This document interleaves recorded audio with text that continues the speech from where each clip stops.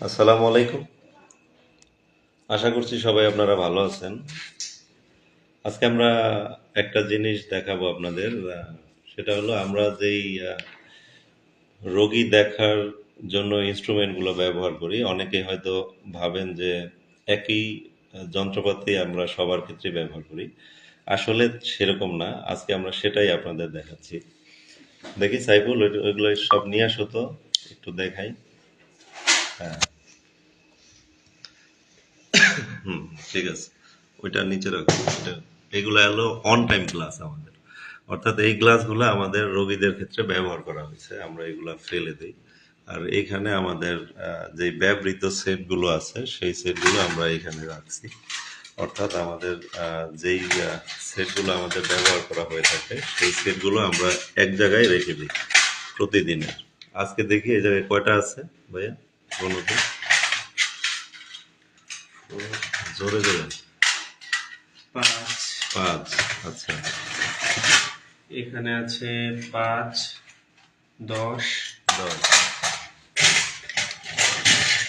এখানে হচ্ছে 6, টোটাল 16। 16। আর তার মানে আজকে আমরা 16 জন রোগী দেখছি। 16 জন রোগীরটা আলাদাভাবে আমরা এখানে দেখছি।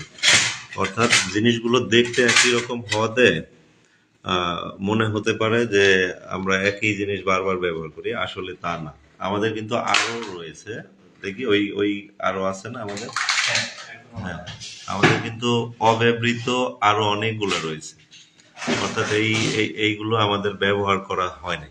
অর্থাৎ আরো যদি রোগী আসতো আমাদের আরো এইগুলো ব্যবহার করার সুযোগ ছিল। অর্থাৎ এখানে 1 2 3 4 5 6 7 8 9 10, আরো প্রায় 10টা এখানে আছে। আমাদের এই স্ট্রোকে আরো আছে।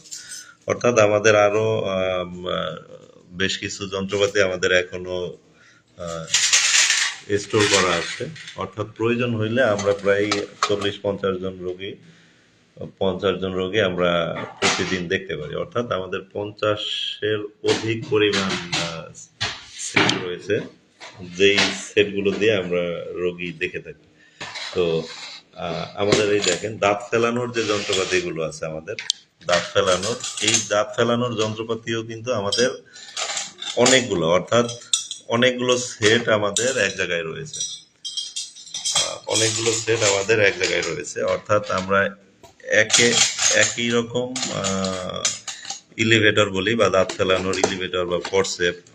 তো আমাদের এগুলো কিন্তু অনেকগুলোই রয়েছে। অর্থাৎ আমরা একই জিনিস বারবার ব্যবহার করি না। তো